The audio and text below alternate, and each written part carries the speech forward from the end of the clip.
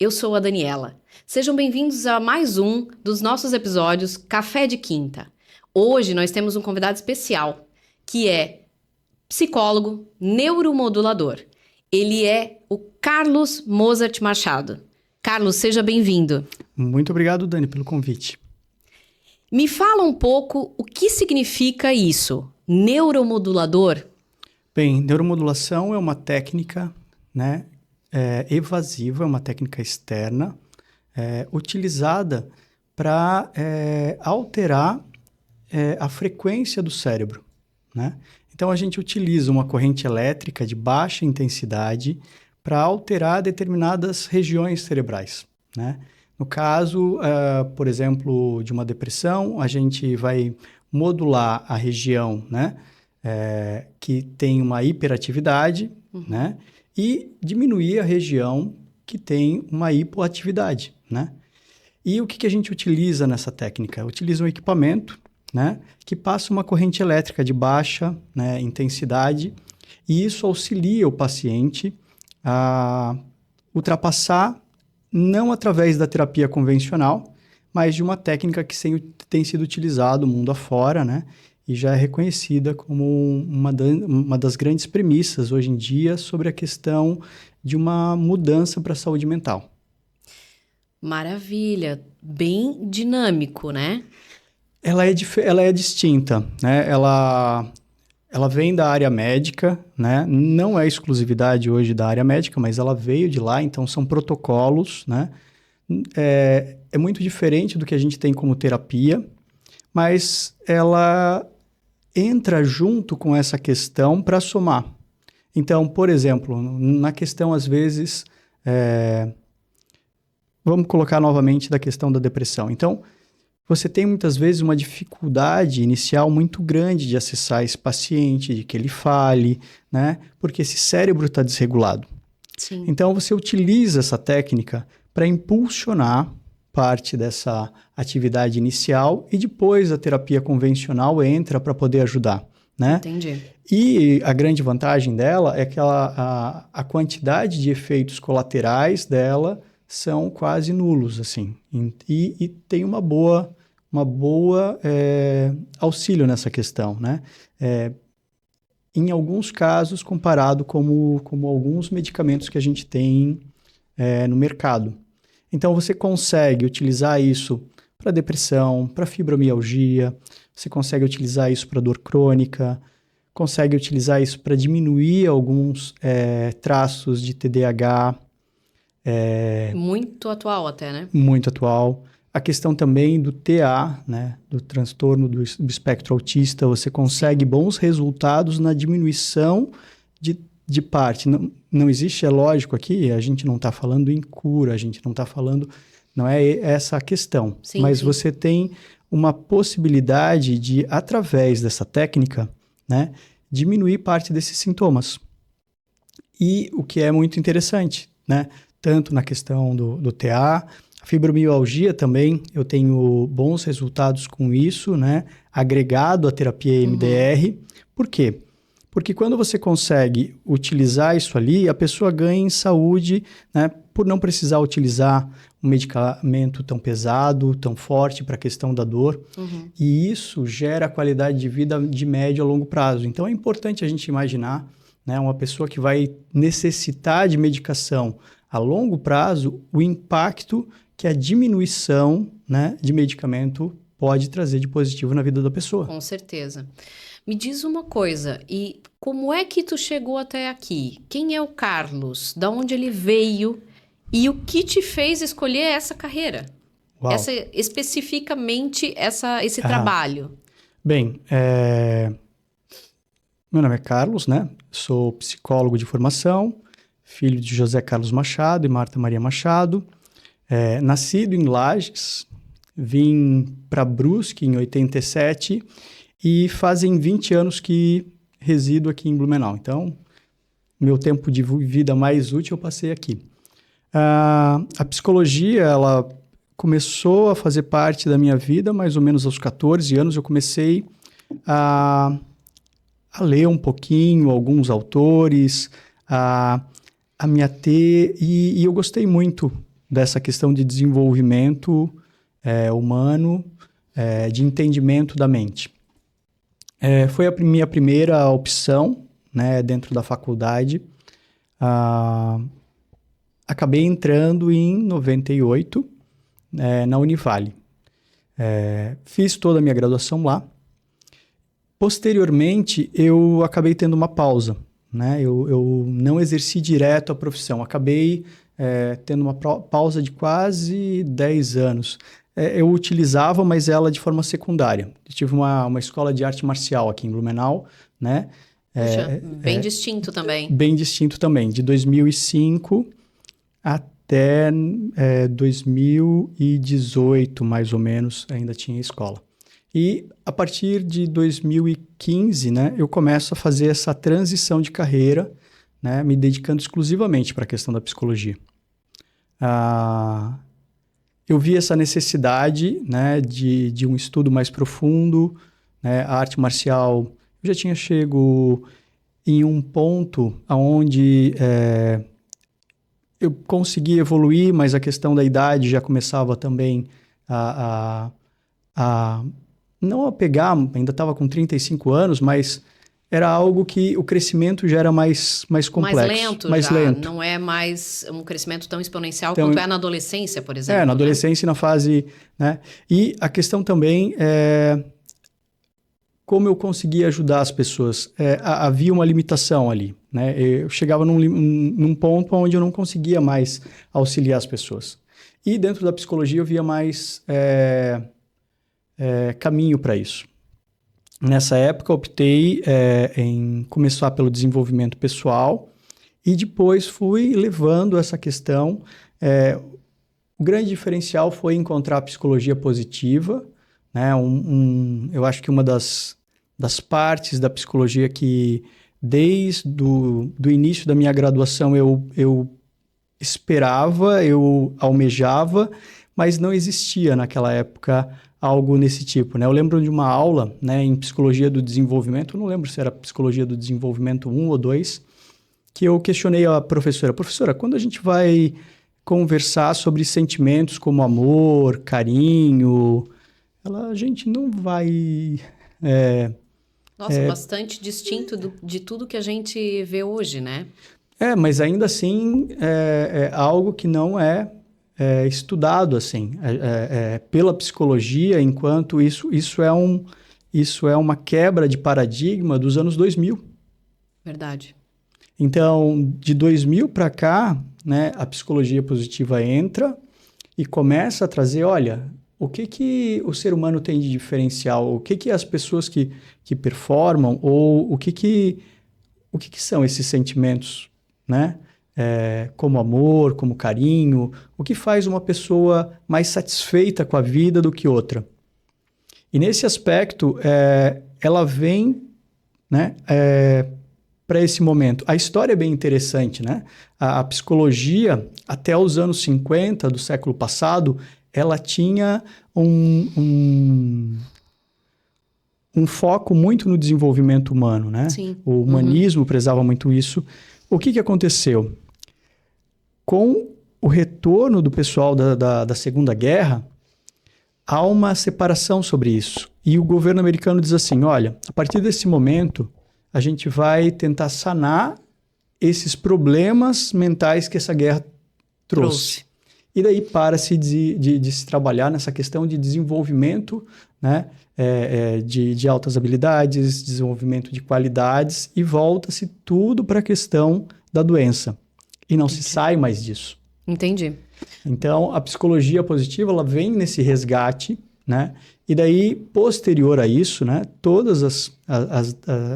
isso causa um efeito nas demais linhas também, que eles também começam a se ater sobre essa questão, começam a entender, começam a falar, não, mas, né, vamos colocar a questão básica de felicidade. Não, mas se ela está falando sobre felicidade, eu também vou falar sobre felicidade. Uhum. Né? Há um movimento, né, que se desdobra em toda a psicologia, né?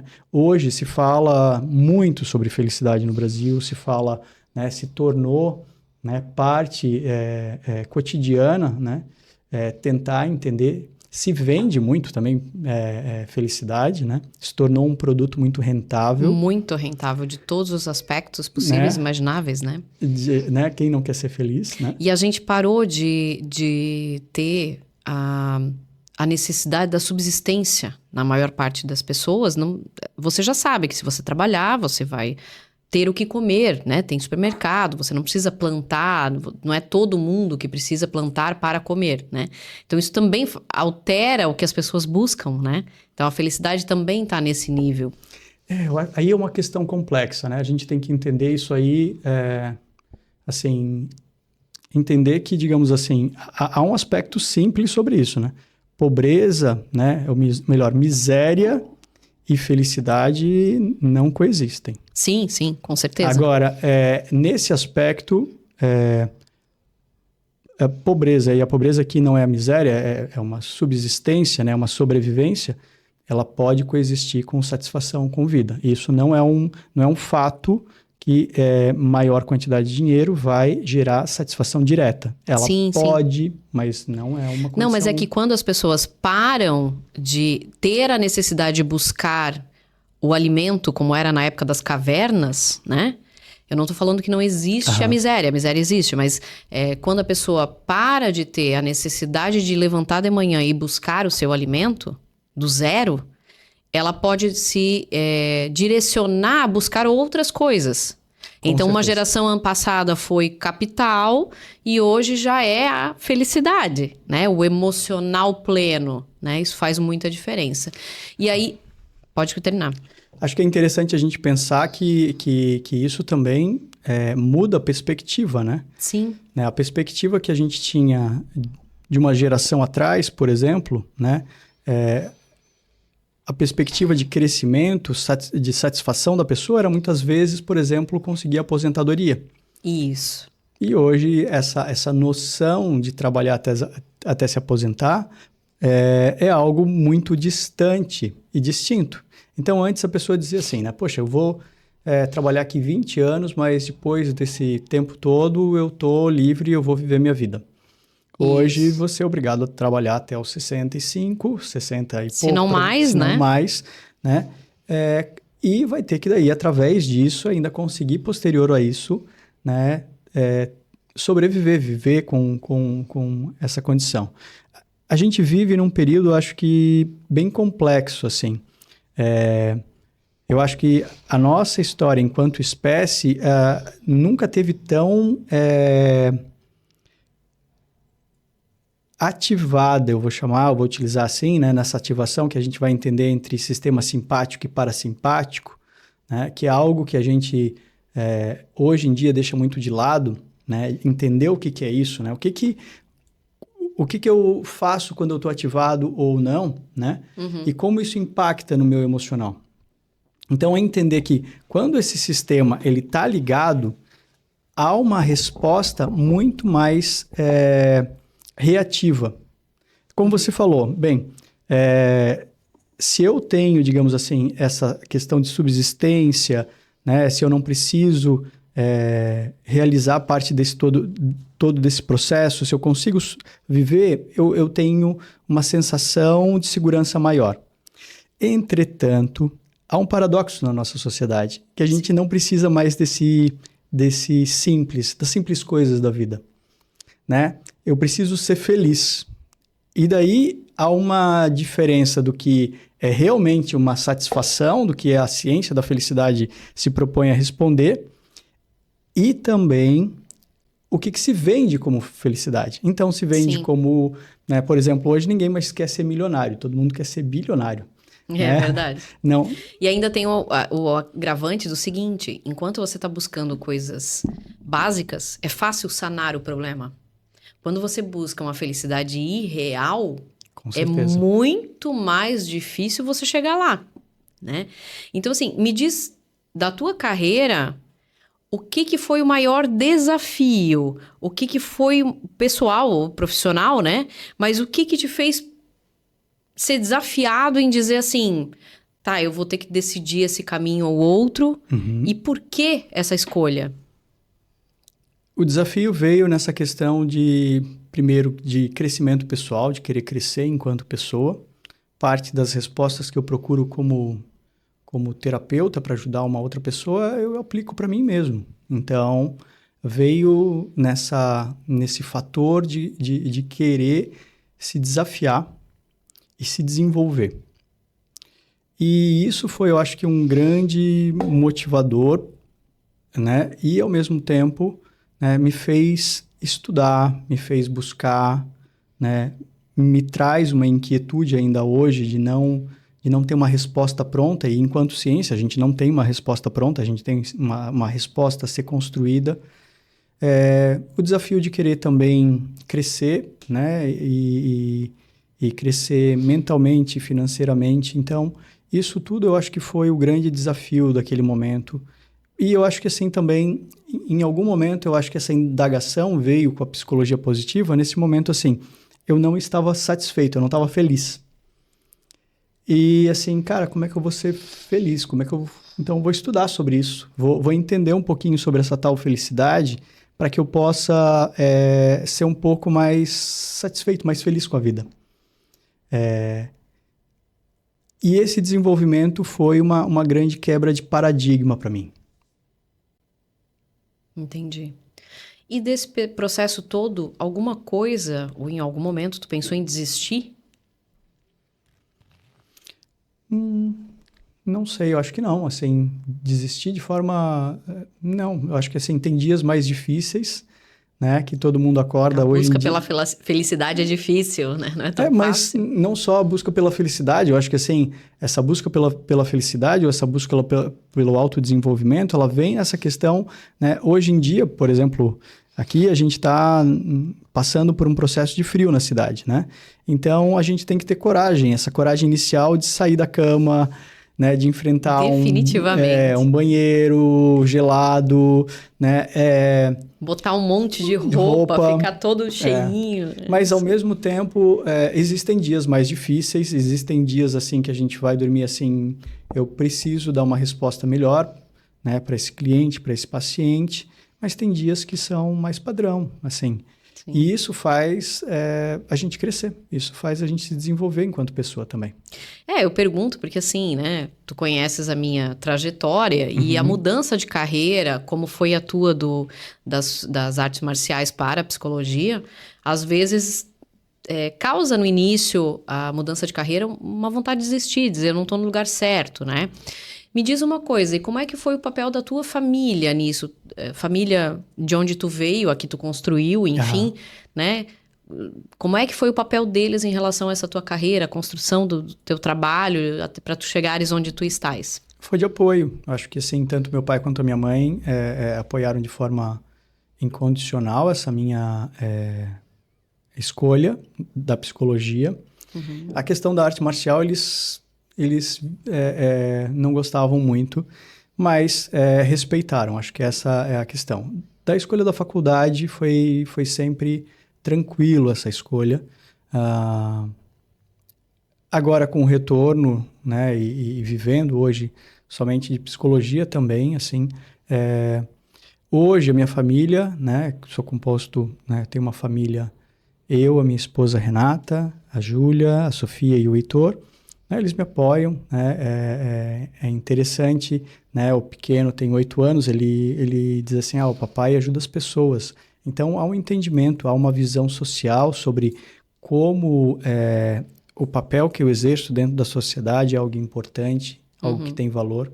Isso, com certeza, né, eu recebo 2 vezes. Eu recebo porque gosto do trabalho que faço, mas recebo também porque eu tenho a satisfação de que esse trabalho é um trabalho tanto bem visado pela minha família quanto pela sociedade. No teu trabalho, o que mais importa? O que tem mais importância? O que significa esse trabalho para ti? Bem, pensar sobre a psicologia, o que mais importa é o ser humano, né? Acreditar no ser humano, né? Buscar desenvolver ele. Porque o paciente, o cliente, ele pode não estar mais acreditando nele, mas eu preciso acreditar naquela pessoa.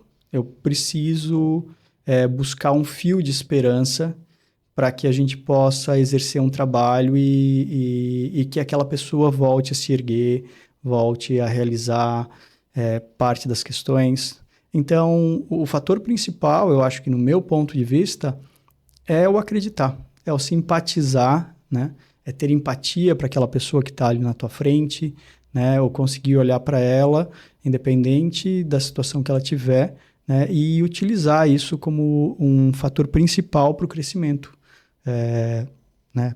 Dela naquele momento. Eu acho que esse é com certeza, na minha opinião, da profissão de psicólogo, um dos fatores principais. E o que tu dirias dos tratamentos que tu fazes, que são os 3 pontos mais importantes para a evolução desse teu cliente, do teu paciente? Eu acho que uma das coisas mais importantes primeiro, a gente conseguir utilizar uma boa psicoeducação, né? Então, fazer com que essa pessoa entenda que hoje a gente tem uma inundação de conhecimento na internet. Verdade. E nem todo conhecimento que está ali é um bom conhecimento. Então, às vezes a pessoa já chega com uma ideia torta do que ela tem, com um diagnóstico muito pronto. Diagnóstico do Google. Diagnóstico do Google, ou o diagnóstico de cursinho de final de semana.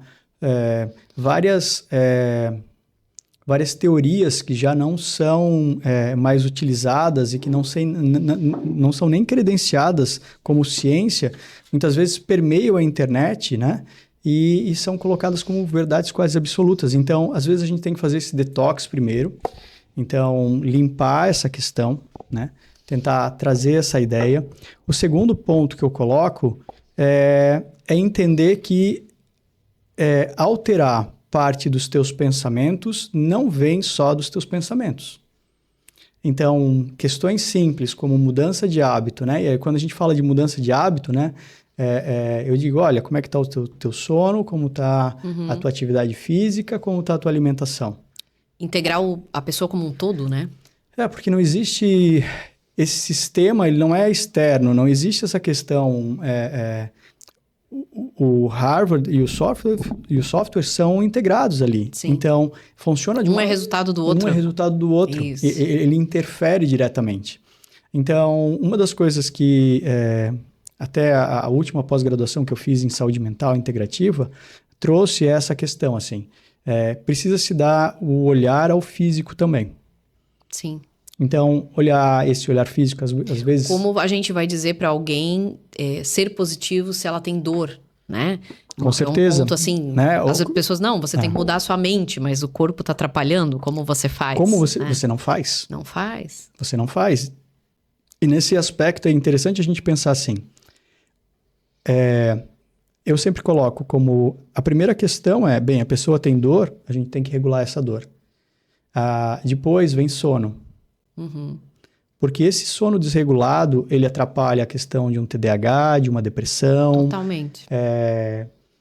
Qualquer tipo de uma desregulação emocional, de uma ativação emocional. Então, e hoje, o que a primeira coisa que a pessoa faz, né, quando precisa de tempo? Corta o sono. Isso. E daí acaba... Porque a gente vive nas mesmas 24 horas de todo mundo, né? Então, como a gente fala do financeiro, quando você precisa investir em alguma coisa, você tira da onde? Do lucro, né? Não tem saída. Então, ali a gente acaba tirando do nosso lucro, que é o nosso sono, realmente. E entender que esse sono, né, nem é lucro, às vezes, assim. Ele é aonde, né, se a gente for imaginar, né, numa tríade, né, simples... se eu, por exemplo, né, na questão física, né, de uma musculação, né, eu destruo a minha musculatura durante o dia, eu importo esse material com a alimentação, a construção acontece à noite. Sim. E essa mesma construção que acontece à noite física também acontece nesses aspectos mentais. E o terceiro hábito, que eu acho que é o mais complexo, é o mais desafiador, é colocar novos hábitos. E os hábitos aqui, muitas vezes, parar, observar, né? Colocar rotinas, né? E essas rotinas, às vezes, são... né? Uma das coisas que eu enfatizo muito é a questão da respiração enquanto regulação emocional. E eu coloco que esse é um hábito comparado ao século passado, a questão da escovação de dentes. Nossa, totalmente. Né? Então, parar e respirar é algo que a gente não faz, que é complexo, né? Mas que, por exemplo, quando foi a última vez que você se questionou sobre essa questão da escovação dental sua? Nunca. Nunca, porque a gente nasceu já numa escovando os era em que dentes, as pessoas escovavam os dentes de criança, né? Então, essa mesma questão, assim, a escovação de dente, né? Ela tem essa questão que ninguém mais questiona.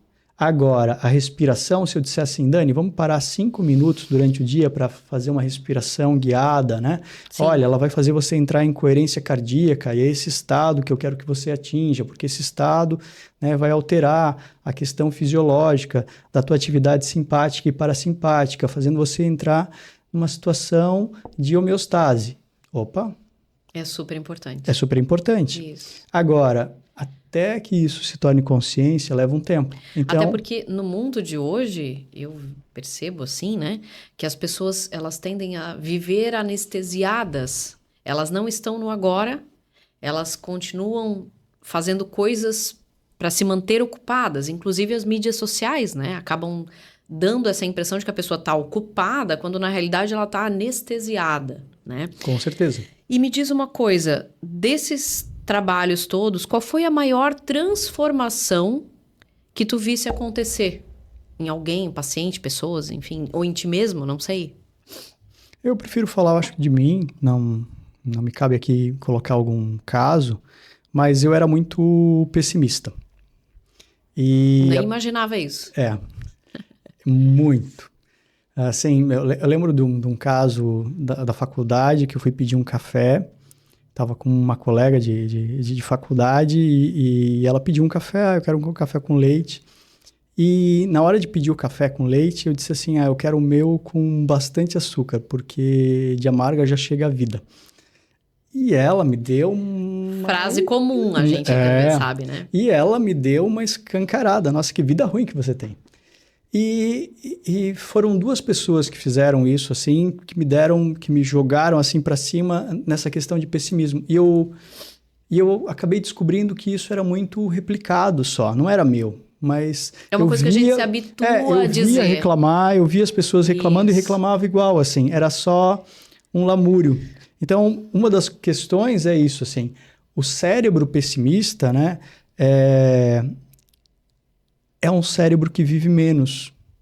É um cérebro que vive 7 anos a menos ao total. Esse pessimismo, ele é tão preocupante, tão complexo quanto o cigarro. Nossa. Né? E isso faz uma diferença danada, assim. Parte desse otimismo, com certeza, eu aprendi com a minha esposa, é uma das pessoas mais otimistas que eu conheço, assim, mais alegre, é a pessoa que faz... Super pra cima. Super pra cima, que faz amigos de infância em 2 minutos. Então, essa questão teórica eu aprendi com a psicologia positiva, mas essa mudança, né, e que ainda está ela ainda acontece, ela não acabou, né, ela continua acontecendo nessa mudança de ver a vida de forma mais otimista. E isso, com certeza, é uma mudança de paradigma muito intenso para qualquer um. Tu sabes que a tua história me lembrou uma história minha, né? Eu não costumo falar muito, mas enfim, há muitos anos atrás, praticamente 20 anos atrás, eu trabalhava num hotel no Rio, tu sabes? Uhum.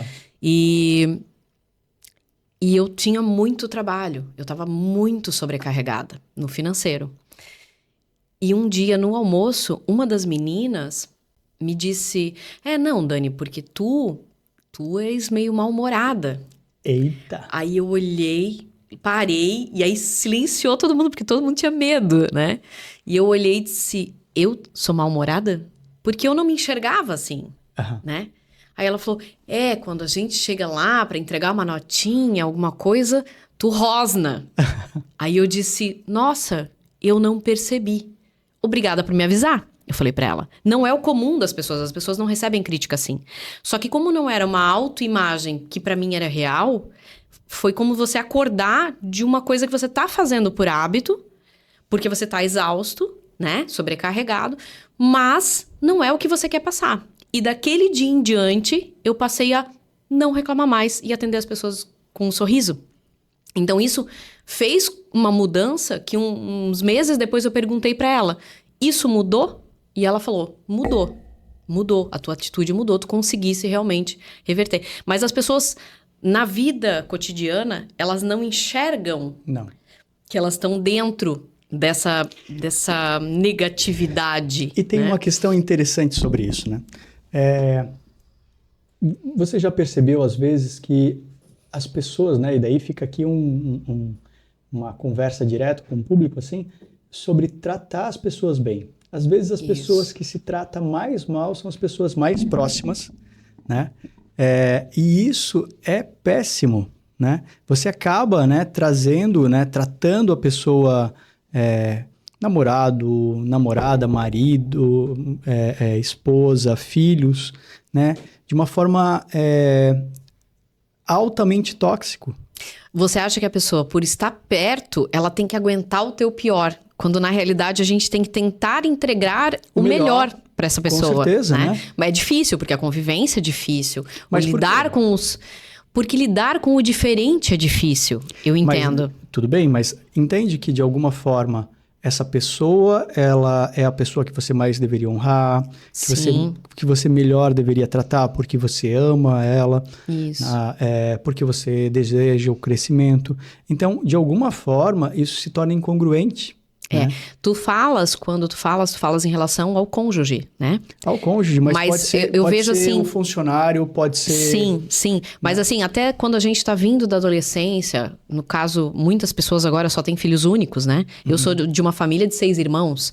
Então, assim, conviver em casa, o desafio de tu lidar todos os dias com pessoas que têm atitudes diferentes, que não era o que você gostaria, que não é a justiça que você gostaria, é um desafio de não se tornar uma pessoa amargurada e negativa, né? E aí eu ia te perguntar o seguinte, quais são as atitudes mais importantes nessa definição da positividade e negatividade que as pessoas acabam escolhendo ter e prejudicam a elas, né? E quais poderiam ajudá-las? Eu acho que a primeira questão é a reatividade, né? A resposta vem direto e a pessoa, ao invés de tirar aqueles 3 segundinhos, né? 6 segundinhos para esperar, a primeira resposta é que ela dá. Então, sem respirar, né? Sem respirar, sem pensar, assim, né? A resposta veio e eu vou lá e... Opa! Então, a gente tem que entender que essa primeira resposta, ela vai ser uma resposta emocional reativa. Só que esse cérebro, ele vai trazer mais respostas. Então, não necessariamente essa seria a melhor resposta. Eu acho que um pecado é falar, né, o sincericídio, né?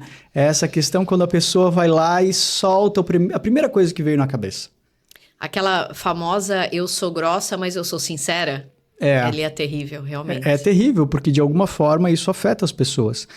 Isso vai criando fissuras nessa relação, né? Vai distanciando devagar isso. Eu tenho uma dificuldade enorme porque, para mim, ser sincero é uma coisa muito natural. Eu trabalhei ao longo dos anos a delicadeza nisso, né? Uhum. Mas eu sou meio impositiva, então as pessoas me têm como uma pessoa impositiva, é a palavra, né? E eu me esforço, às vezes, a minha sinceridade eu seguro, não falo, mas a cara estampa. E aí é difícil. Como a gente pode trabalhar isso melhor? Primeiro escutando, né, o outro, né, tendo essa habilidade de escutar. E uma segunda habilidade, eu acho que é a questão do não julgamento. Que é algo também muito difícil, assim, né, é uma premissa da comunicação não violenta, né? Essa questão do escutar ativo e do não julgar, e daí perceber o que isso te causa. Você pode dizer, né? Você pode ser sincera desde que seja sincera consigo mesmo primeiro. Você não precisa derrubar essa verborreia enquanto uma verdade absoluta. Sim. Olha, para mim é assim. Certo. E tem, em algum caso... que tu possas, né, comentar alguma coisa abrangentemente, que tu achou que todas essas técnicas unidas não estavam dando certo, não iam ter resultado, que foi um desafio para ti? Eu acho que sempre tem essa questão, né, de um desafio enquanto de observar que a gente tem limites, e daí quando a gente tem limites, a gente tem que fazer a questão mais coerente, que é dizer assim, eu não tenho possibilidade de te ajudar nesse momento. E daí, olha, esse aqui são outros colegas que trabalham com algum tipo de abordagem que pode te ajudar mais do que eu nesse momento. Então, essa postura ela tem que ser ética nesse aspecto de que eu não trabalho com isso. Eu não posso te ajudar nesse momento. Isso implica em questões pessoais, éticas, que eu não consigo, ou mesmo técnicas, né? Que eu não consigo me posicionar. Então, já aconteceu várias vezes, e daí eu faço isso, assim, encaminhamento. Olha, aqui são profissionais que vão te ajudar mais nesse aspecto. E quais áreas de profissionais diversos que tu costumas indicar? Que tipo de outros tratamentos? Olha, a primeira coisa e a questão mais básica é a indicação de um médico. Por incrível que pareça, né, eu trabalho muito com médicos, indico, né, trabalho de médicos da região. Por quê? Porque eu preciso de uma visão geral desse paciente, né? Então, muitas vezes são pessoas que estão sem um exame básico de sangue, né, por 1, 2 anos. Deficiências. Daí a gente vê, por exemplo, uma deficiência simples, né, mas que impacta muito, que é a deficiência de vitamina D. Sim. Né? A gente fala em vitamina D, mas ela é um hormônio, é o hormônio do movimento. Como é que eu vou querer que aquela pessoa, né, tenha ânimo de sair de casa, que faça as tarefas, que movimente, se a vitamina D às vezes está abaixo do mínimo ali, que é 20. Então, não é um caso ou dois, assim. Sim. O que na psicologia a gente tem que... É um movimento hoje acontecendo, e a gente tem conseguindo compor parte disso por parte dos colegas, é essa visão, né, de que a gente não é tudo psicológico. Não é tudo através da ideia. Né? Eu preciso fazer com que esse trabalho multidisciplinar faça com que outros profissionais consigam agregar. A medicina é basal nessa questão. Sim. A nutrição é basal nessa questão. Né? Porque eu não posso adentrar nessas áreas de trabalho. Entendi. Né? Mas é necessário esse trabalho em conjunto. Né? Tratar com todas as ferramentas que a gente pode, né? Com certeza. Tu falas bastante na psicologia positiva, né? Dos últimos 20 anos, 2000 pra cá.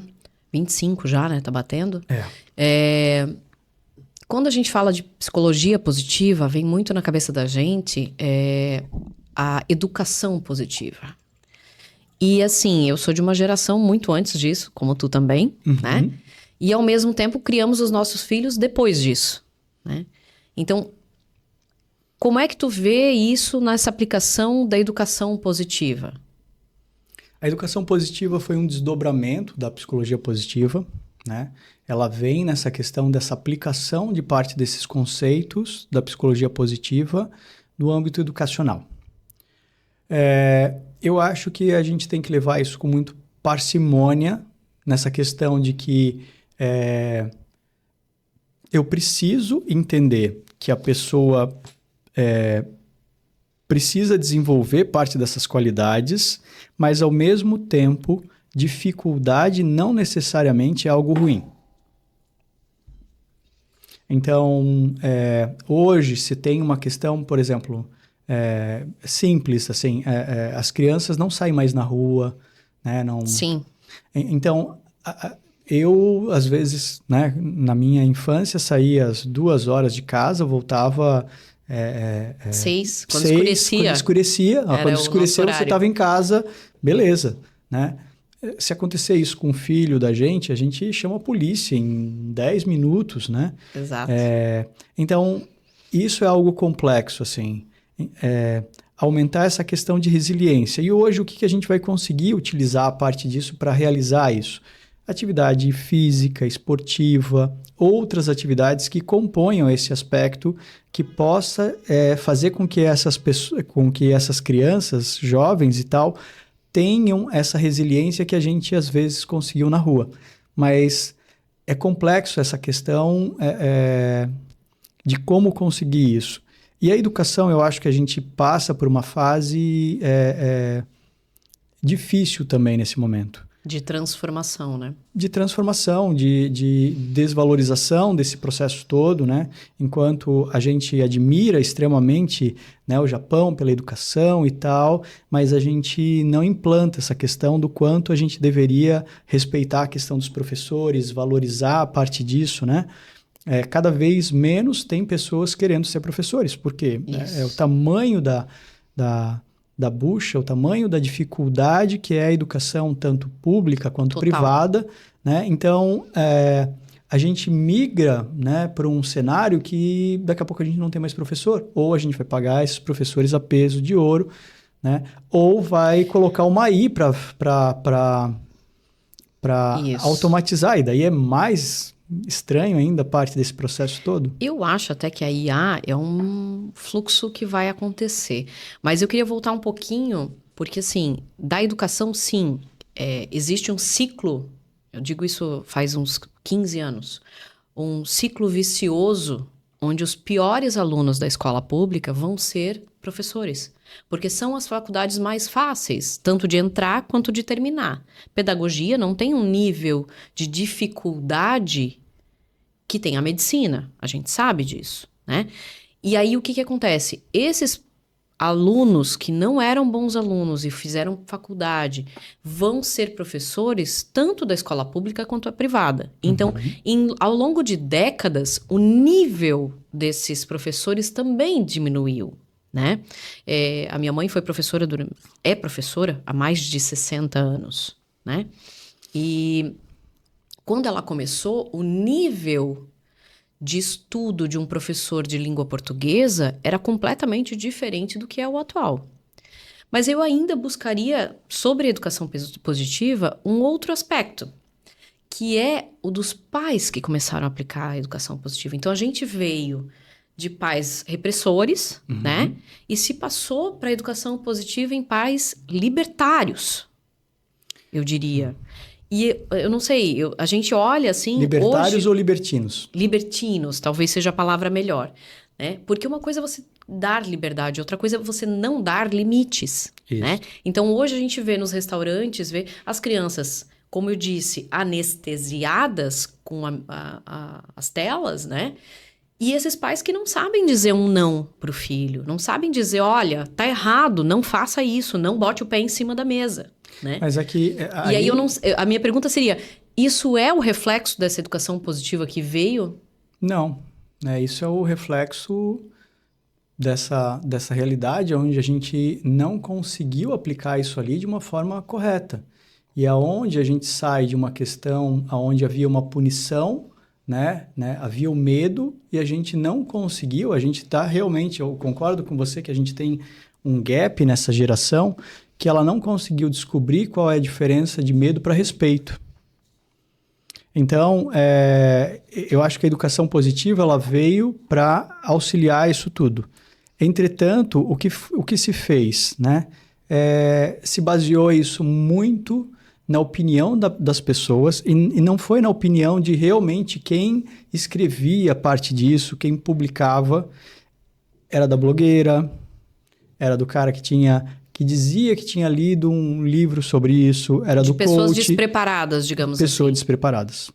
Então, acabou assim, se disseminando por pessoas despreparadas, eu acho que de uma forma, assim, muito intensa, né? Então, a gente tem todo um cenário também, eu acho que a gente está falando aqui, eu estou falando muito bem da psicologia positiva, mas a gente tem N erros, né, relacionados a isso também. Então, ela entra no Brasil, né, e uma forma de disseminação, ela não é restrita à questão dos psicólogos, e essa não restrição fez que pessoas despreparadas também falassem muita besteira em relação a ela. Sim. Então, é importante a gente observar tanto a educação positiva quanto quem é o referencial sobre isso. E a gente tem referenciais extremamente interessantes assim no Brasil. A gente tem psicólogos, a gente tem pedagogos falando muito bem sobre isso e utilizando isso. Só que, com certeza, esse vácuo acontece. E a outra questão, assim, né, é entender que para fazer parte dessa educação, eu tenho que parar, eu tenho que sair desse automático. Você, né, quando você estava falando, por exemplo, desses filhos que estão anestesiados, esses filhos que estão anestesiados, eles são também frutos de pais anestesiados, de pais que não conseguem parar para pensar nessa educação desse filho, que tem que terceirizar a partir disso, daí a terceirização vai para a escola, olha, mas meu filho não está sendo educado de forma direita, mas calma, a educação é em casa. Exato. Mas eu não tenho tempo de educar em casa. E aí são pais aquela geração que nem saiu do videogame ainda, né? Eu acho que isso, o videogame em si não tem problema, mas assim, a questão é que um problema maior é a quantidade que a gente precisa dessa atividade dopaminérgica. Isso. Ou desse tempo que a gente precisa de prazer. As gerações passadas não tinham essa questão. Não tinham. Eu falo do videogame, assim como as outras telas também, né? Porque elas tiram a gente da realidade. Então, se teu filho tá incomodando, tu dá uma tela, ele vai pro quarto dele, tu não controla, tu não interage, tu não descobre quem ele é, não sabe do que se trata, né? E pra ti ficou tranquilo porque tu também tá numa tela. Então, seja o videogame ou seja outra tela, né? E aí vem o outro desafio. Como a gente vai consertar isso? Porque agora o mundo é tela. Tudo que você precisa fazer, uma conta no banco, até uma publicação, até não existe mais as páginas amarelas, que eu gostava tanto, né? Mas assim, tudo você precisa estar à tela. A tela, o seu rosto, a sua senha, tá tudo ali, né? Mas como a gente vai fazer essa criança sair disso e se tornar uma pessoa... Como a gente vai melhor. fazer esse adulto sair disso? Isso, também. Então, eu acho que assim, essa com certeza é um problema que a nossa sociedade vai enfrentar e está enfrentando cada vez mais. Eu concordo com essa questão das telas e elas eram consideradas inofensivas, assim, né? Mas todos esses mecanismos, todas as telas hoje em dia, elas têm um objetivo claro, que é manter você ali por mais tempo. Então, eu sou da geração do Atari, né, do Mega Drive, e quem jogou esses jogos antigamente, a partir de um momento você tinha raiva daquela máquina e vontade de jogar longe aquilo ali, porque aquilo ali te estressava. Hoje os jogos são feitos para você ficar ali 1, 2 horas sem se estressar. Ele evoca esse sistema... anestesiado, essa dopamina de baixa qualidade. Todas as redes sociais fazem isso, né? O Netflix faz isso, né? Ele coloca sempre esse aspecto de uma série, por exemplo, né? Ela sempre vai ter um pontinho mais para frente, né? O que vai anestesiando. O filme faz isso. A questão é o quanto a gente tem de crescimento, né? Em ver um conteúdo de melhor qualidade ou de pior, né? Hoje a gente passa, às vezes, muito tempo rolando em rios, dentro da nossa bolha, e aquilo ali não agrega. Nada. E a gente perde uma quantidade de tempo muito grande, mas a dopamina de baixa qualidade veio para o nosso cérebro. Então, esse é um problema que... eu vou pegar uma frase tua que você colocou assim... O mundo não está nas telas. A gente tem dado essa... A gente achou que parte dessas grandes big techs eram nossas amigas, a gente deu todas as informações e eles cataram isso. A regulação dessa questão, tanto de internet, de acreditar realmente de que parte, né, dos dados, por exemplo, esse ano, né, saíram os dados e houve um aumento, né, em casos de depressão e casos de ansiedade, quase se dobrou de um ano para o outro. Lógico, isso foi um fruto de um período muito longo, mas assim, parte disso se deve à tecnologia.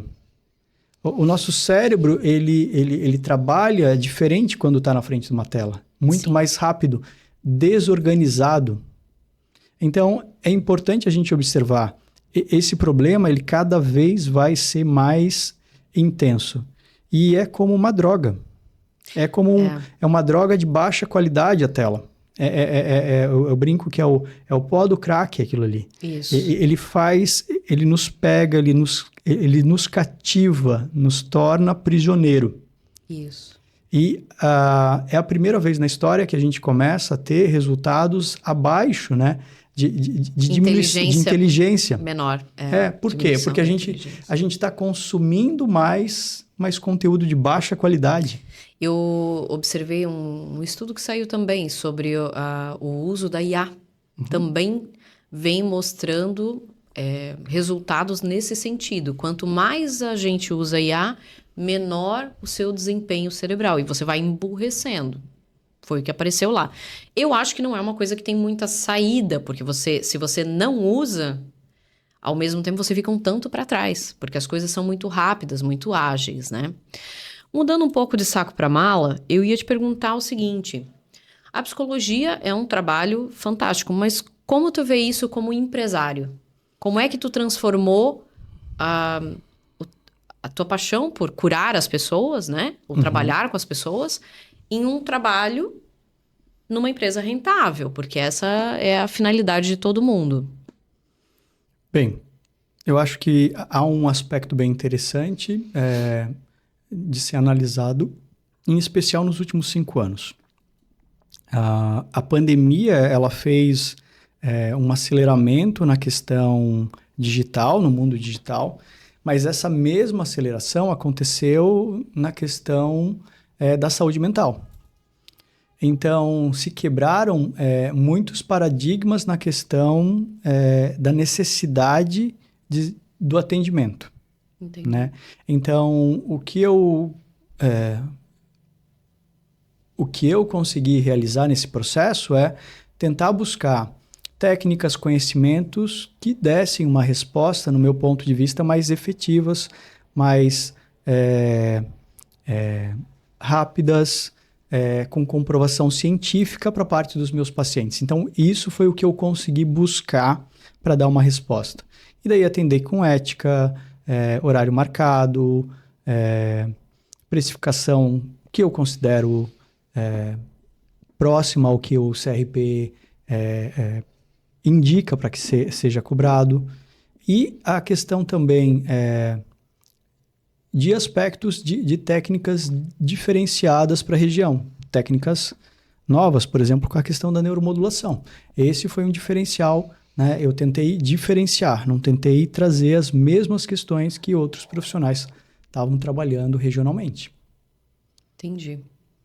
Bastante complexo, até porque é uma área muito difícil de se lidar como uma empresa específica, né? Sim. Para trabalhar isso como uma empresa, você teve que distanciar a gestão do teu atendimento. Como é que foi isso para ti? É um desafio trabalhar a tua parte de gestão? Com certeza, ainda é um desafio, né? Eu costumo colocar que eu sou um ótimo profissional nessa questão de atendimento. Como gestor, né, eu precisei, né, terceirizar. E eu acho que essa é uma das questões muito importantes, assim, observar aonde está a tua grande habilidade e otimizar aquela grande habilidade. E o resto você terceiriza. Então, inicialmente eu fazia o meu marketing. Não consigo. Terceirizo o marketing. Isso. Administração, até determinado tempo eu conseguia fazer. A partir de um tempo não consigo mais realizar. Terceirizei. Então, essa terceirização vem desses processos que eles te custam caro. O que é caro? Caro é o que te tira muito tempo e te dá pouco retorno. Isso é caro. Isso. Isso é caro para mim. Para mim é caro fazer administração. Eu não gosto e, digamos assim, me toma um tempão danado. Alguém que conheça faz aquilo ali em 10 minutos. Eu demoro 3 horas. E aí a tua hora é muito mais cara, mais rentável do que eu vou... Exato, do que você tem para fazer, né? Realmente, assim, eu trabalho com muitos empresários e muitos tendem a querer ser eu empresa, né? Todos fazer tudo dentro da empresa. Eu cuido do meu marketing, eu sei fazer as coisas de Instagram, Google, eu cuido da contratação, eu cuido do lidar com as pessoas, eu cuido do financeiro, aí chega de noite, eu lanço as minhas notas. Isso não funciona. Você realmente tem Sabe para que isso funciona? Ah. Para gerar burnout. Para gerar burnout, exatamente. Eu tenho clientes para os quais eu já disse, né? Mais de um, inclusive. Escolhe aquilo que tu mais gosta. Tu gosta de estar na produção do teu produto? Então esteja na produção, esteja presente lá. Não meia boca em cada pedacinho, porque isso não gera uma efetividade de resultado para a empresa. Então, se você precisa terceirizar, como tu falasse, o marketing. Ah, não, Dani, mas eu gosto de fazer minhas publicações. Tudo bem? Então, se isso para ti te traz prazer e se você é bom nisso, né? Porque não adianta eu gostar e eu ser péssima. Não adianta eu gostar de jogar futebol, eu não sei chutar uma bola, né? E há essa ilusão, né, Dani, sobre esse aspecto de que eu consigo dominar tudo. E esse é um grande erro. Né? Quando você acredita que o trabalho do outro, né, ele pode ser minimizado. Não, isso aí é fácil de fazer. Não, assim, hoje, cada área de conhecimento, se você for estudar, você leva a vida. Se você for estudar sobre marketing, sobre administração, sobre investimento, sobre qualquer coisa, você entra tudo é um poço sem fundo, né? Do quanto você pode se desenvolver, do quanto você pode... Então, é muito complexo. Se você começa a atirar, né, para tudo que é lado, você não vai conseguir ter na tua especialidade algo promissor. Né? Então, estudar sobre marketing é algo muito complexo. Por quê? Porque muda. Estudar sobre a administração é complexo. Pode ser que não mude tanto, mas ainda assim... E a questão também hoje, assim, você consegue contratar profissionais por hora. Isso facilitou muito. Eu acho que nesse ponto, a pandemia, ela deu uma adiantada em questão de uns 10 anos. Com certeza. Tanto na facilidade de você fazer reuniões, que isso não existia, não era fácil como é hoje, né? Quanto de terceirizar várias coisas, né? Você quer contratar alguém para fazer o seu processo de seleção, você contrata para aquilo. Você não precisa ter um supervisor de RH, um gestor de RH dentro da empresa, né? O que torna o processo mais caro. Né? Então, você pode terceirizar várias funções e tem empresas fazendo todos os tipos de terceirizações. E isso ajuda bastante os empresários. E me diz uma coisa, o que nessa tua jornada que tu gostarias de falar, ninguém nunca te perguntou? Boa pergunta. Refaz a pergunta. O que na tua jornada, hoje, até hoje, ninguém te perguntou? Uma coisa que tu gostarias de ter respondido? Alguma informação? Olha, eu vou pensar nessa pergunta e até o final do podcast eu te respondo. Tá ótimo, pode, maravilha. E me diz uma coisa, tu falas muito da psicologia, mas tu tinhas outro trabalho antes. Uhum. Tu encontrou o teu propósito de vida? Eu acho que o propósito, ele continuou. Na arte marcial, meu principal propósito era desenvolvimento pessoal, era desenvolvimento, e a psicologia continuou com isso. Então, eu só dei continuidade nisso de uma forma distinta. O método, a formatação é que foi... O objeto é que foi mudado. O desenvolvimento humano ainda permanece. Então, o que mudava era a forma, né? Na arte marcial, apesar de não parecer, a gente trabalha muito com desenvolvimento pessoal, né? Você ensina a pessoa a se defender, a ter mais autoestima, a saber atacar, a saber se posicionar, a saber a cair, a se levantar. Então, isso tudo é muito importante se a gente for ver isso de forma subjetiva. E, com certeza, isso, de alguma forma, ainda continua, né? As pessoas só sentem essa forma de ataque de uma forma verbal, né? Não de uma forma física. Essa questão de levantar e cair ainda é algo que a gente tem que ensinar a pessoa a ser mais leve consigo mesmo, mais doce consigo. Às vezes a pessoa é doce com todo mundo, menos consigo. E isso é algo muito importante, assim. A gente tem uma cultura muito dura, né? Que se cobra muito, né? Que quer resultado acima de tudo.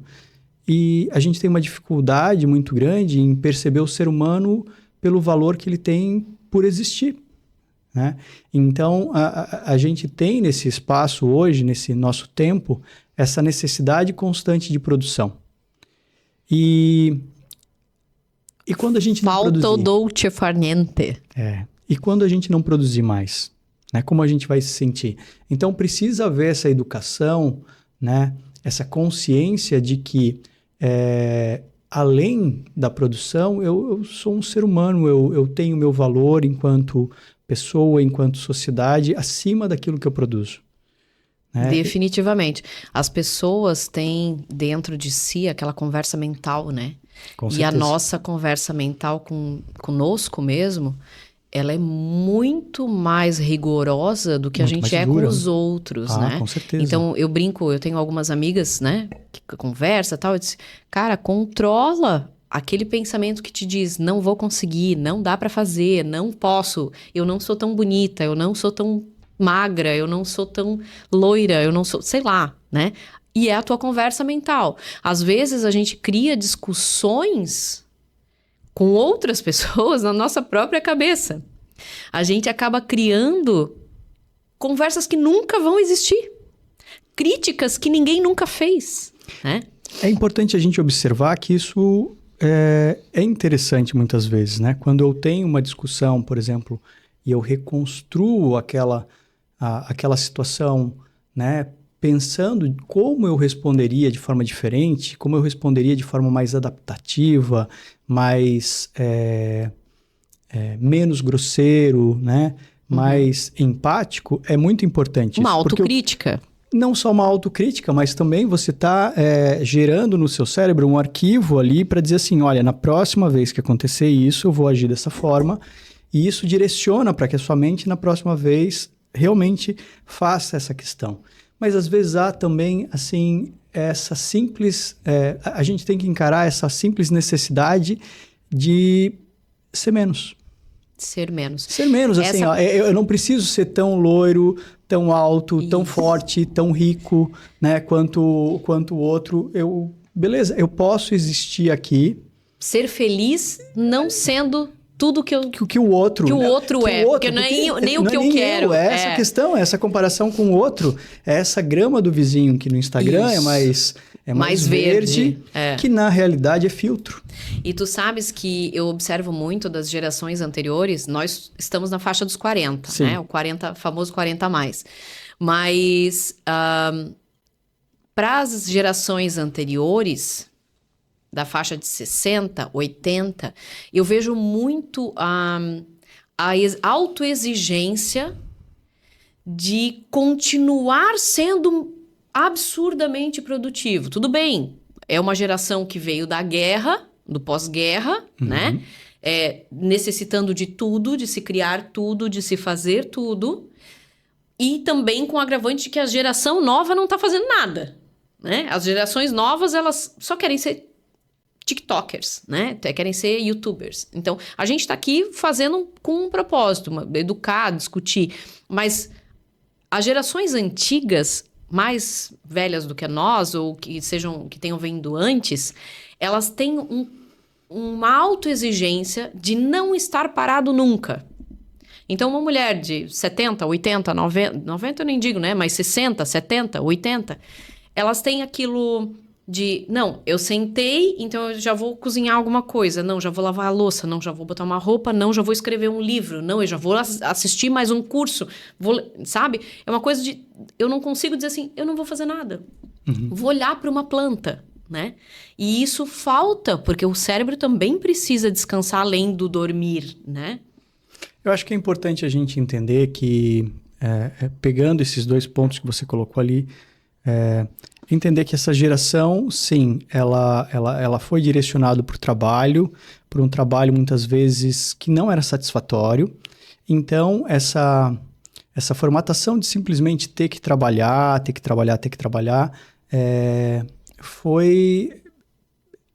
é o que se construiu.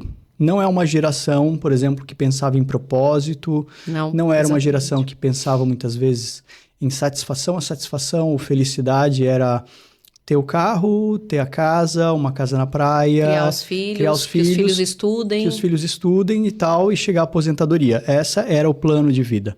Então, a gente já cresce numa geração, né, com muita influência da mídia, e aqui quando a gente fala mídia é algo muito complexo, não é só mídia nacional, é todo um aspecto internacional de como isso é formado. E isso leva, né, a essa questão de que essa geração ela não se permite parar. O homem dessa geração, por exemplo, não permite ir ao médico, não se permite, às vezes, fazer um exame. Né, se cuidar, né? O autocuidado. O autocuidado não existe. Então, acima de tudo, essa produção, só que essa produção ainda é, de alguma forma, menos prejudicial do que a da nossa geração. A nossa geração e essas próximas gerações, elas vêm com essa necessidade de que você só tem o valor se você produzir.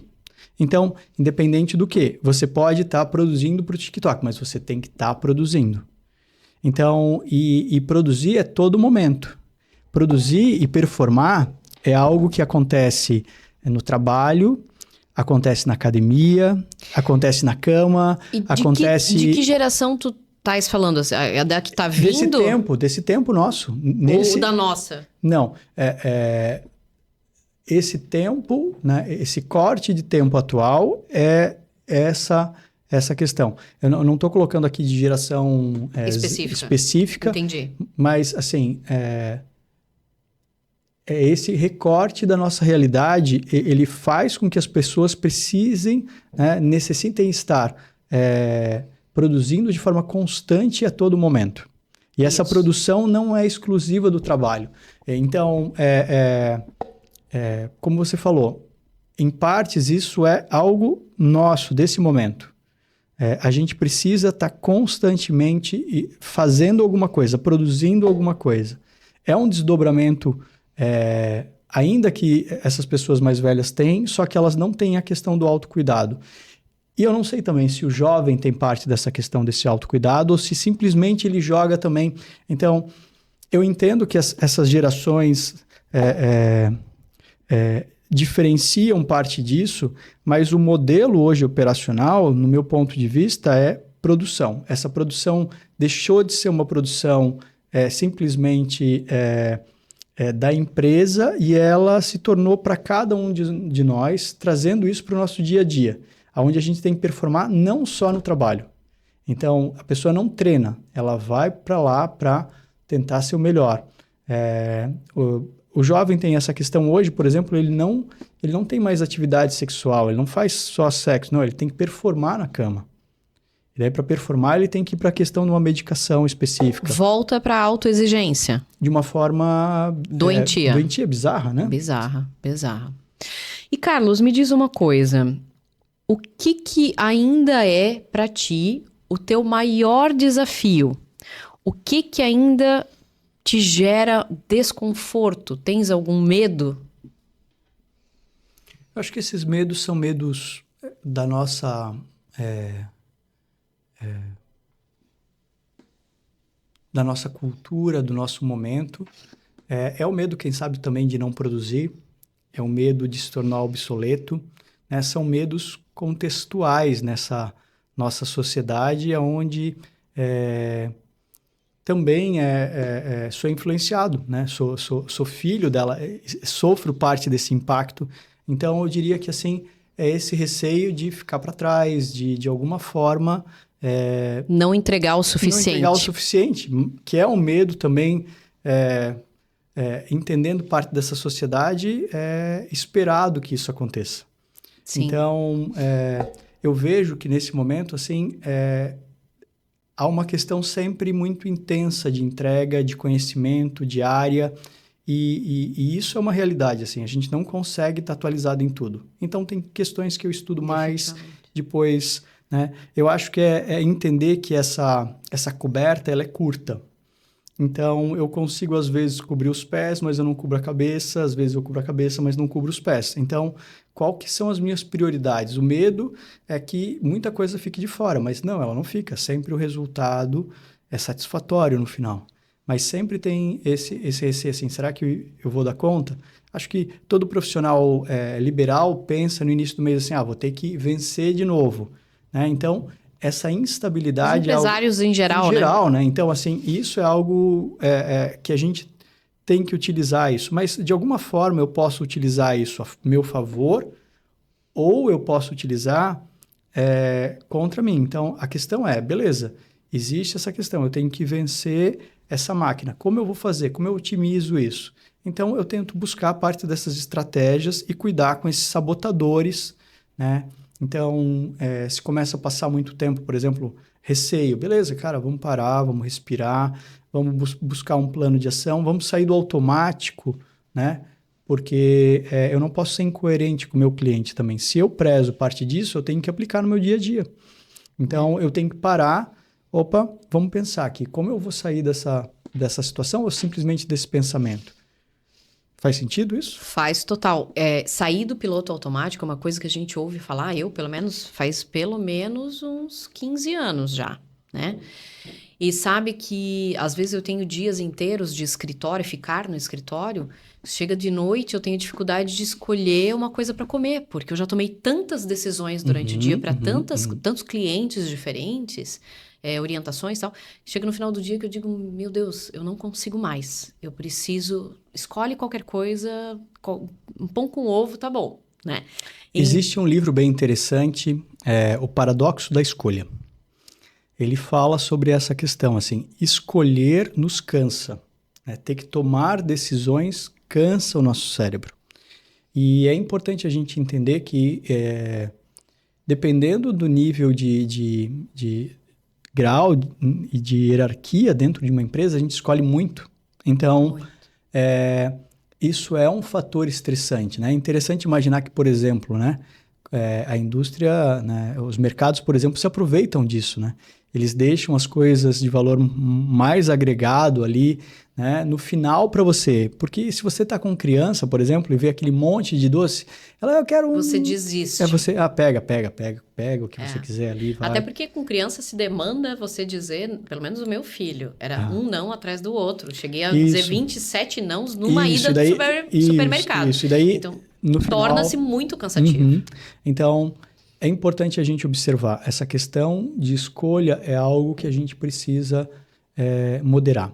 A outra questão que é importante que você colocou é entender essa ativação do simpática e parasimpática. Isso é algo que é extremamente deixado de lado na nossa sociedade, pela medicina e até pela psicologia, no meu ponto de vista.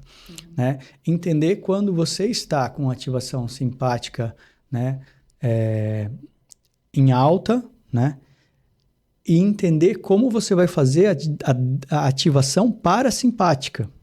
Fala um pouquinho da diferença das duas, para quem ainda nunca ouviu falar sobre isso. Ativação simpática, vamos resumindo assim, né? Ela vai ter esse componente, né? É como se fosse uma pequena gangorra, é um sistema nosso, né? E é um sistema de luta ou fuga ou um sistema de descanso, nutrição e homeostase, né? Então, essas funções, elas são separadas. De um lado, a gente tem o sistema de luta ou fuga, do outro, o sistema de descanso, nutrição e homeostase. Quando um está ligado, o outro está desligado. A questão é que o sistema simpático, né, os dois eles são autônomos, mas no meu ponto de vista, o simpático ele é reativo, né? Então, você vai começar a sentir medo, ansiedade, né? Porque o nosso cérebro, esse cérebro que se apresenta hoje, ele é um cérebro, um sistema todo, um corpo de 300 mil anos. Sim. Então, existe um gap nesse tempo atrás que essa espécie surgiu com o que a gente tem hoje. Só que é interessante a gente imaginar que esse corpo ele reage da mesma forma. Então, esse corpo ele reage, né, sobre a questão de pressão de chefia, pressão de resultados, sempre como se fosse um ataque ou uma fuga. Parte dessas questões, elas são resolvidas dentro dessa dinâmica e ataque, raiva, né, ações onde eu vou ser mais ríspido com as pessoas, ou fuga, situações que eu acabo me diminuindo, sentindo medo, ansiedade. E esse sistema é extremamente ativado hoje em dia. Por que ele é ativado, né? Ele é ativado pelo nível de pressão, por toda essa questão que a gente comentou, né? Dessa necessidade de estar produzindo a todo momento. Então, quando eu coloco um objetivo novo, eu crio um predador, né? Ou Uma caça. Uma caça, né? Algo a ser alcançado ou a ser fugido. E isso fica constantemente no meu sistema sendo ativado. Então, eu preciso muitas vezes aprender a lidar com isso. Uma das formas é observar, por exemplo, o nosso corpo. Quanto mais tenso o nosso corpo está, mais esse sistema simpático está ativado. Definitivamente. A gente vai ficando com frio, a gente fica todo encolhido. A gente fica com frio, ou a gente fica... O respirar é algo interessante. É uma das melhores formas da gente conseguir fazer essa ativação parasimpática. Mas não é todo tipo de respiração que funciona. Então, eu gosto muito da ativação 4x6. Então, você inspira em 4 segundos e expira em 6 segundos. 3, 5 minutos disso já faz uma diferença muito grande e já ativa o outro sistema, que é o parasimpático. Que te dá uma voltada para o lugar, digamos assim. Te dá uma voltada para o lugar. Então, ele vai entrar nessa questão, né, de relaxamento, vai, por exemplo, se você for comer e realizar isso antes, né, a digestão é melhor. E para você dormir, é necessário que esse sistema esteja ligado. Lógico, a gente tem tantas outras atividades que também fazem isso. Canto, atividade física. As coisas com a música são muito boas, né? Porque a música faz com que esse sistema límbico, esse sistema emocional nosso, seja ativado. E ninguém bota uma música para se estressar, né? Você bota uma música que te agrade. E quando ela ativa parte desse sistema, ele desliga esse sistema de luta ou fuga. Só que às vezes esse sistema está em pane, ele está super ativado. Então daí isso não se torna tão simples. E daí exercícios que possam ser utilizados no dia a dia para desabilitar isso. E quando a gente fala em desabilitar, é muito comum a respiração para a questão da ansiedade, mas a gente pode utilizar ela para raiva, para medo, para tensão, né? Então, é um exercício que eu utilizo muito na clínica de forma generalizada para todas as situações de desequilíbrio, né, emocional ou quando eu considero desequilíbrio simpático. Então, entender essa questão de tensão normalmente é uma ativação simpática. E isso pode se tornar uma simpaticotomia, que é o excesso dessa questão, levando a gente a um estresse crônico. Você fica permanentemente nesse estado, né? Permanentemente nesse estado. Você não dorme, porque à noite tem esses predadores. Mas que predador, Carlos, é esse, assim, né? Cara, não tem nenhum bicho, né? Não, tem os boletos do dia seguinte. Os boletos do dia seguinte, é o chefe, é uma situação... no Brasil foi uma situação política, sempre é uma situação política, independente de esquerda ou direita, é uma situação política, é uma situação... a gente tem que cuidar muito com o que a gente consome hoje, porque a infointoxicação é um dos problemas, né? A gente acaba consumindo muita coisa e muita coisa de baixa qualidade. Então, às vezes, né, parar e simplesmente olhar para a natureza, andar, né? As pessoas andam olhando para o celular, elas dirigem olhando para o celular. Isso é um perigo, então, assim, né? Será que essa necessidade de tela naquele momento realmente existe ou eu fui permitindo isso? E ainda volta para o agravante do nossa conversa anterior, né? Que você fica tão viciado em estar ocupado que você não percebe que sobrecarrega o cérebro a um nível em que você não consegue mais dobrar uma roupa sem estar ouvindo ou vendo alguma coisa. Alguma coisa. Isso é muito... exaustivo para o cérebro da gente, porque a gente não estava na evolução inteira acostumado. Isso aconteceu há 10 anos. Né? Não é 10 mil anos que nós estamos fazendo isso, que nós temos mídias. Em 300 mil anos de evolução, como tu falasse, 10 anos é muito pouco tempo para causar essa exaustão tão grave no cérebro, né? Mas essa exaustão, ela vem, né, se formos colocar um pouquinho mais longo isso, né, que seja 30 anos, né, da questão da internet até hoje, né, ela vem, às vezes de forma proposital, ela vem observando que isso pode ser um canal para venda, que abre lucro. Então, a gente precisa observar essas empresas que a gente até hoje dizia assim, olha, são excelentes, realmente qual é a intenção ali, né?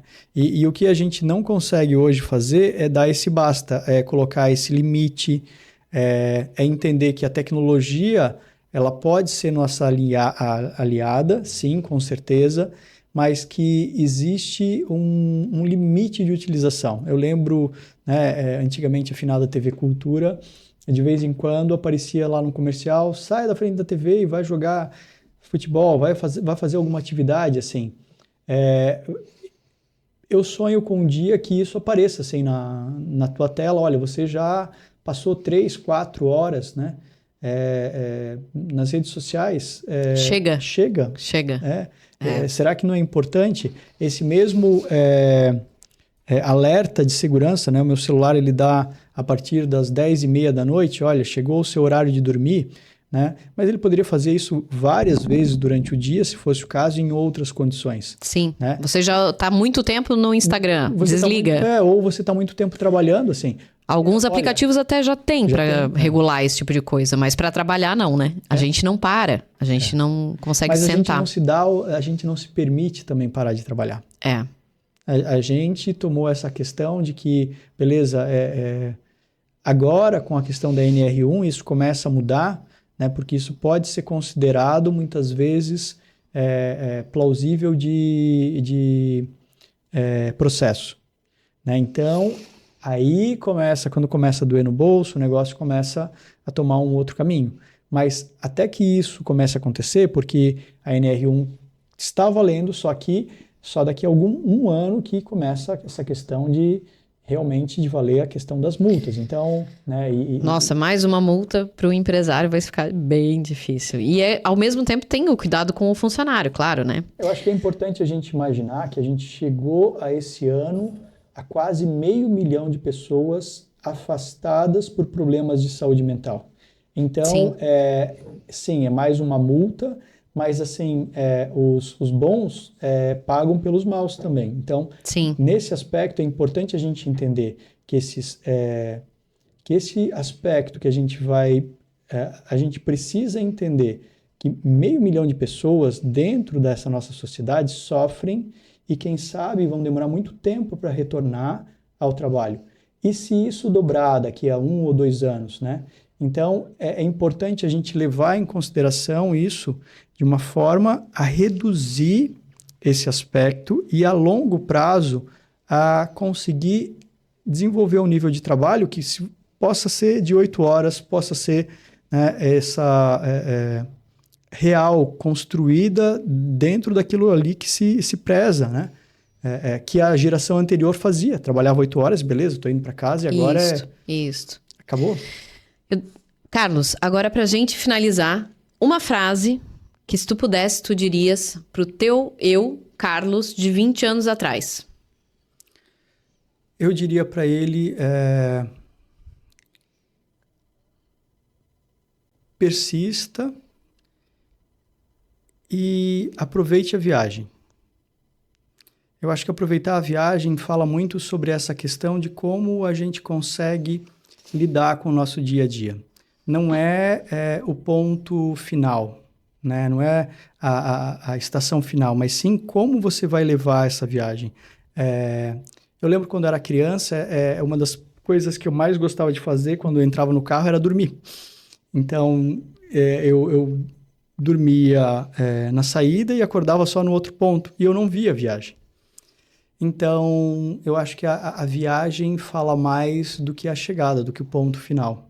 Então, aproveitar melhor a viagem, com certeza, é algo que eu diria para mim mesmo, para aproveitar as pequenas coisas da vida, para ter esse pequeno gosto pelos pequenos prazeres, pelas pequenas satisfações. Isso faz uma diferença muito grande no meu ponto de vista hoje. Carlos, quero te agradecer. A nossa conversa foi maravilhosa. A gente já Eu é que excedeu em agradeço. tudo o tempo aqui. Se a gente pudesse, a gente ficava 3 horas aqui conversando, porque assunto tem. E ficamos por aqui com o nosso Café de Quinta.